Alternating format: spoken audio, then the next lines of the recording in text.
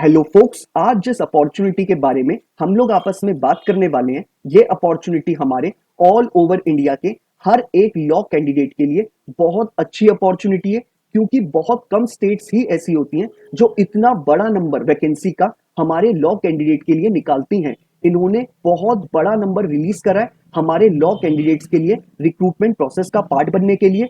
और एक अच्छी चीज इसमें यह रखी गई है कि सिर्फ गवर्नमेंट ऑफ असम के कैंडिडेट्स ही इस फॉर्म को नहीं फिलअप कर सकते, यानी ऑल ओवर इंडिया का कोई भी कैंडिडेट जो इनके एलिजिबिलिटी क्राइटेरिया को मैच करता है वो इस फॉर्म को फिलअप कर सकता है। तो मैं चाहूंगा आप लोग इस वीडियो को कंप्लीट देखिएगा ताकि आपको नंबर ऑफ वैकेंसी के बारे में पता चले कि कितनी बड़ा नंबर निकाला गया है हमारे लॉ कैंडिडेट्स के लिए, जो कि नॉर्मली रिलीज नहीं होता है। साथ ही साथ ये अपॉर्चुनिटी आपको नाम से ही पता चलेगी कि कितनी अच्छी अपॉर्चुनिटी है। तो आइए हम इस डिटेल्ड एडवर्टाइजमेंट के बारे में बात कर लेते हैं। गवर्नमेंट ऑफ असम के home and political department Dispur ने ये एडवर्टाइजमेंट अपनी ऑफिशियल वेबसाइट पे ऑन 30 अक्टूबर 2023 को पब्लिश किया था regarding recruitment of public prosecutor, special public prosecutor, additional public prosecutor and assistant public prosecutor. In 4 designations के लिए इन्होंने वैकेंसी निकाली है। इस एडवर्टाइजमेंट की सारी डिटेल्स आपके साथ शेयर करने से पहले एक इंपॉर्टेंट इंफॉर्मेशन वीडियो की स्टार्टिंग में ही आप सभी को और देना चाहता हूं। जो भी कैंडिडेट अभी लॉ स्टूडेंट है, लॉ ग्रेजुएट हो चुका है या फिर प्रैक्टिसिंग एडवोकेट है ऑल ओवर इंडिया के किसी भी कोर्ट में, अगर वो चाहता है हमारे इंडिया में हमारी लीगल फर्टिनिटी के रिगार्डिंग कोई भी वैकेंसी निकले, चाहे वो आपके इंटर्नशिप की वैकेंसी हो, चाहे वो आपकी जुडिशरी की वैकेंसी हो, चाहे कोई कॉर्पोरेट वैकेंसी हो, या फिर सेंट्रल और स्टेट गवर्नमेंट के द्वारा निकाली गई कोई बैंक की वैकेंसी हो, या फिर पब्लिक सेक्टर अंडरटेकिंग यानी पीएसयू की वैकेंसी हो, या फिर हमारे प्रैक्टिसिंग एडवोकेट्स के लिए निकाली गई कोई इम्पैनलमेंट की वैकेंसी हो। It means all over India में कोई भी लीगल फर्टिनिटी के रिगार्डिंग वैकेंसी निकलेगी, उस वैकेंसी के रिगार्डिंग आपको इस चैनल पे टाइमली अपडेट मिल जाएंगी ताकि आप टाइमली ही उन रिक्रूटमेंट प्रोसेसेस का पार्ट बन पाए और जल्दी से जल्दी एक अच्छी अपॉर्चुनिटी को ग्रैब कर पाए। तो मैं चाहूंगा जिस भी कैंडिडेट ने अभी इस चैनल को सब्सक्राइब नहीं करा है, अगर वो चाहता है कि उससे कोई भी लीगल अपॉर्चुनिटी की अपडेट मिस आउट ना हो, तो वो मेक श्योर करें कि वो इस चैनल को बिना सब्सक्राइब करे ना जाए। अब हम इस एडवर्टाइजमेंट के बारे में बात कर लेते हैं। हमारे को गवर्नमेंट ऑफ असम के home and political department Dispur ने 4 डेजिग्नेशन ऑफर करी हैं, जो कि हमारी पब्लिक प्रोसिक्यूटर है जिसमें 26 नंबर ऑफ वैकेंसीज निकाली गई हैं, स्पेशल पब्लिक प्रोसिक्यूटर है जिसमें 3 नंबर ऑफ वैकेंसी निकाली गई हैं, एडिशनल पब्लिक प्रोसिक्यूटर है जिसमें 88 नंबर ऑफ वैकेंसी निकाली गई हैं, और असिस्टेंट पब्लिक प्रोसिक्यूटर है जिसमें 185 वैकेंसी निकाली गई है। हम एक एक करके स्टेप बाय स्टेप हर एक वैकेंसी का एलिजिबिलिटी क्राइटेरिया जान लेते हैं कि कितनी नंबर ऑफ वैकेंसी कौन कौन से कैटेगरी में निकाली गई है और क्या क्या एजुकेशनल क्वालिफिकेशन एक्सपीरियंस मांगा गया है। तो सबसे पहले पब्लिक प्रोसिक्यूटर की वैकेंसी के बारे में बात कर लेते हैं, जिसमें नंबर ऑफ वैकेंसी 26 निकाली गई है। इसमें जो हमें रेम्यूनरेशन प्रोवाइड करा जाएगा वो हमें 65,000 से लेके 1,12,000 के इन बिटवीन होगा। साथ ही साथ इन्होंने बोला है कि 30% आपका स्पेशल अलाउंस होगा बेसिक पे का, और आपको अदर अलाउंसेस भी मिलेंगे इस रेम्यूनरेशन के साथ साथ। अब बात कर लेते हैं वैकेंसी कैटेगरी वाइज। इन्होंने टोटल वैकेंसी 13 निकाली है अनरिजर्व कैटेगरी के लिए, जिनमें आरएफडब्ल्यू के लिए 4 वैकेंसी इन्होंने फिक्स रखी है। फिर इन्होंने हमारे ओबीसी कैटेगरी के लिए 7 वैकेंसी निकाली है, जिसमें 2 वैकेंसी आरएफडब्ल्यू के लिए फिक्स रखी गई है। फिर इन्होंने रिजर्व कैटेगरी यानी एससी के लिए 2 वैकेंसी निकाली है, जिसमें 1 वैकेंसी आरएफडब्ल्यू के लिए फिक्स रखी गई है। एचटीपी में इन्होंने 3 वैकेंसी निकाली है, जिसमें आरएफडब्ल्यू में 1 वैकेंसी रखी गई है। फिर इन्होंने एसटीएच में 1 वैकेंसी निकाली है, जिसमें आरएफडब्ल्यू के लिए कोई भी फिक्स्ड वैकेंसी नहीं रखी गई है। तो ग्रैंड टोटल मींस इन्होंने टोटल 26 वैकेंसी निकाली है, जिसमें आरएफडब्ल्यू के लिए 8 वैकेंसी बुक्ड रखी गई है। साथ ही साथ इन्होंने पीडब्ल्यूडी कैटेगरी के लिए 1 वैकेंसी निकाली है और हमारे एक्स सर्विसमैन के लिए 1 वैकेंसी निकाली है। अब बात कर लेते हैं हम एजुकेशनल क्वालिफिकेशन के रिगार्डिंग। इन्होंने क्लियरली मेंशन करा है कि अगर आप एक एलएलबी ग्रेजुएट है from a recognised university, irrespective आपने 3 ईयर का एलएलबी कोर्स करा है या फिर 5 ईयर का बीए एलएलबी का इंटीग्रेटेड कोर्स, अगर आप एक एलएलबी ग्रेजुएट है फ्रॉम अ रिकॉग्नाइज्ड यूनिवर्सिटी तो आप इस पूरे प्रोसेस का पार्ट बन सकते हैं। एक्सपीरियंस में इन्होंने बोला है पब्लिक प्रोसिक्यूटर के लिए आपको मिनिमम 8 साल का एक्सपीरियंस होना चाहिए एज अ प्रैक्टिसिंग एडवोकेट, और आपकी प्रैक्टिस क्रिमिनल साइड में होनी चाहिए और आपने वो प्रैक्टिस हाई कोर्ट में करी हो, तभी आप इस पोजीशन के लिए अप्लाई कर सकते हैं। अब बात कर लेते हैं हम अपनी दूसरी वैकेंसी के रिगार्डिंग, जो कि हमारे स्पेशल पब्लिक प्रोसिक्यूटर के लिए निकाली गई है। इसमें नंबर ऑफ वैकेंसी 3 निकाली गई है और जो इसमें हमें रेम्यूनरेशन प्रोवाइड करा जाएगा वो 30,000 से लेके 1,10,000 के इन बिटवीन होगा। इसमें भी हमें अदर देन रेम्यूनरेशन बहुत सारे अलाउंसेस प्रोवाइड करे जाएंगे एक्स्ट्रा। अब बात कर लेते हैं नंबर ऑफ वैकेंसी को कैटेगरी वाइज। इन्होंने बोला है हमारे जनरल कैटेगरी के लिए 2 वैकेंसी निकाली गई है, उनमें से 1 वैकेंसी आरएफडब्ल्यू के लिए निकाली गई है। ओबीसी कैटेगरी के लिए भी 1 वैकेंसी निकाली गई है। तो टोटल वैकेंसी हमारी 3 है, उनमें से 1 वैकेंसी आरएफडब्ल्यू के लिए। अब बात कर लेते हैं एजुकेशनल क्वालिफिकेशन के रिगार्डिंग। इन्होंने बोला है अगर आप एक एलएलबी ग्रेजुएट हैं, इररिस्पेक्टिव आपने 3 ईयर या 5 ईयर का बीए एलएलबी का इंटीग्रेटेड कोर्स करा है, अगर आपके पास एलएलबी की डिग्री है फ्रॉम अ रिकॉग्नाइज्ड यूनिवर्सिटी, तो आप इस पूरे प्रोसेस का पार्ट बन सकते हैं। अब बात कर लेते हैं एक्सपीरियंस के रिगार्डिंग। इन्होंने बोला है अगर आपको मिनिमम 7 साल कंप्लीट हो चुके हैं एज अ प्रैक्टिसिंग एडवोकेट और आपकी प्रैक्टिस मेजरली क्रिमिनल साइड में और आपने अपनी प्रैक्टिस हाई कोर्ट में करी है, तो आप इस पूरे प्रोसेस का पार्ट बन सकते हैं। अब बात कर लेते हैं अपनी तीसरी पोजीशन के बारे में, जो कि है एडिशनल पब्लिक प्रोसिक्यूटर, जिसको आप लोग एपीपी के नाम से भी जरूर जानते होंगे। इसमें नंबर ऑफ वैकेंसी 88 निकाली गई है और इसमें जो हमारे लिए पे ग्रेड रखा गया है वो 30,000 से लेके 1,10,000 के इन बिटवीन रखा गया है। साथ ही साथ इसमें बोला गया कि आपका 30% स्पेशल अलाउंस होगा बेसिक पे का और आप अदर अलाउंसेस के भी एडमिसेबल होंगे, यानी आपको एक्स्ट्रा अलाउंसेस भी प्रोवाइड करे जाएंगे। अब हम नंबर ऑफ वैकेंसी को कैटेगरी वाइज जान लेते हैं। अनरिजर्व कैटेगरी के लिए 45 वैकेंसी निकाली गई है, जिसमें आरएफडब्ल्यू के लिए 14 वैकेंसी है। फिर इन्होंने ओबीसी कैटेगरी में बोला है कि आपके लिए 24 वैकेंसी निकाली गई है, जिसमें से 7 वैकेंसी आरएफडब्ल्यू के लिए निकाली गई है। फिर इन्होंने बोला शेड्यूल कास्ट के लिए 6 वैकेंसी निकाली गई है, जिसमें आरएफडब्ल्यू में 2 वैकेंसी निकाली गई है। फिर हमारे एसटीपी वैकेंसी निकाली गई है, जिसमें 9 वैकेंसी है और आरएफडब्ल्यू के लिए 3 वैकेंसी रखी गई है। फिर एसटीएच वैकेंसी में 4 वैकेंसी निकाली गई है, जिसमें आरएफडब्ल्यू के लिए 1 वैकेंसी है। तो टोटल हमारी 88 वैकेंसी निकाली गई है, जिसमें आरएफडब्ल्यू के लिए 24 वैकेंसी है और पीडब्ल्यूडी के लिए 4 वैकेंसी है और एक्स सर्विसमैन के लिए 2 वैकेंसी निकाली गई है।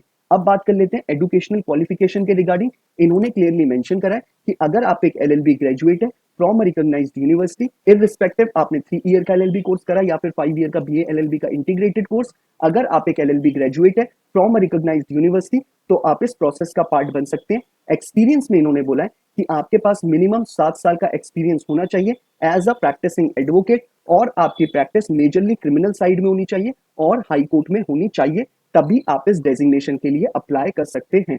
अब बात कर लेते हैं हम अपनी फोर्थ और आखिरी वैकेंसी के बारे में, जिसमें हमें डेजिग्नेशन ऑफर करी जा रही है असिस्टेंट पब्लिक प्रोसिक्यूटर की। इसमें नंबर ऑफ वैकेंसी 185 निकाली गई है और इसमें जो रेम्यूनरेशन रखा गया इस पोजीशन के लिए वो 30,000 से लेके 1,10,000 के इन बिटवीन आपको मिलेगा।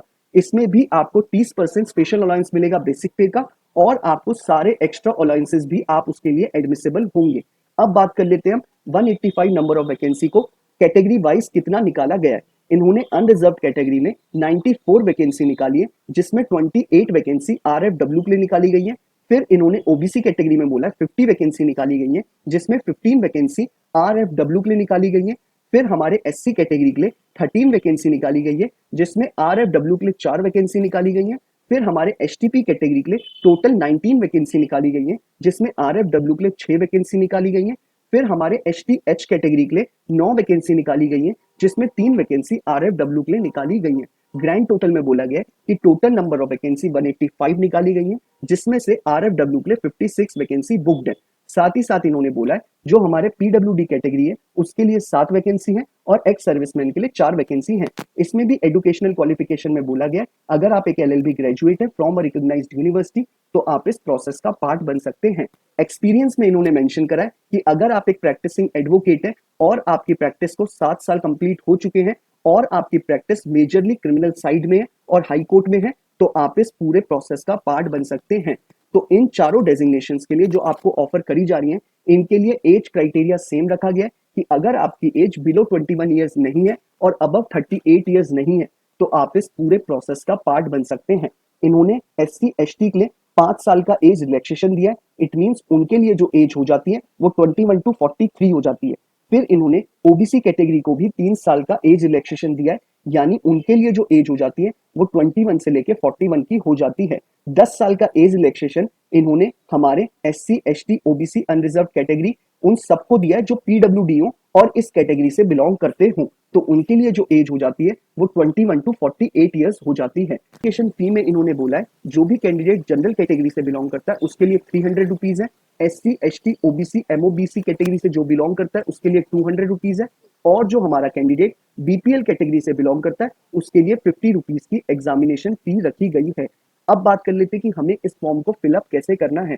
आपको नीचे दिए गए एनेक्स्चर जो मैं आगे चल के आपको वीडियो में दिखाऊंगा, आपको उसे प्रिंट आउट कराना है और उसे आपको फिलअप करना है। फॉर्म को फिलअप करने के बाद आपको अपने सारे रेलेवेंट डॉक्यूमेंट्स जो मैं अभी आपको बताऊंगा वीडियो में आगे, वो आपको सारे अटेस्ट करके अपना एक एनवलप में डालने हैं और उस एनवलप के ऊपर आपको क्लियरली मेंशन करना है application for the post of public prosecutor अगर आप उसके लिए अप्लाई कर रहे हैं, स्पेशल पब्लिक प्रोसिक्यूटर अगर आप उसके लिए अप्लाई कर रहे हैं, एडिशनल पब्लिक प्रोसिक्यूटर अगर आप उसके लिए अप्लाई कर रहे हैं, असिस्टेंट पब्लिक प्रोसिक्यूटर अगर आप उसके लिए अप्लाई कर रहे हैं। यानी अगर मैं असिस्टेंट पब्लिक प्रोसिक्यूटर के लिए अप्लाई कर रहा हूं तो मैं लिखूंगा एनवलप के ऊपर बोल्ड लेटर्स में clearly application for the post of assistant public prosecutor.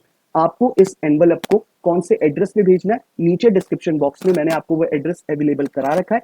एक बार मैं आपको पढ़ के भी बता देता हूँ। Secretary to the government of Assam, comma home and political department, comma room number 226, block C, second floor, Janata Bhavan, Dispur, Guwahati 6। इस एड्रेस पे आपको अपने एनवलप को भेज देना है और मेक श्योर करना है कि आपका एनवलप बिफोर 30 नवंबर 2023 उससे पहले इनके ऑफिस में रीच कर जाए, तभी आप इस प्रोसेस का पार्ट बन पाएंगे।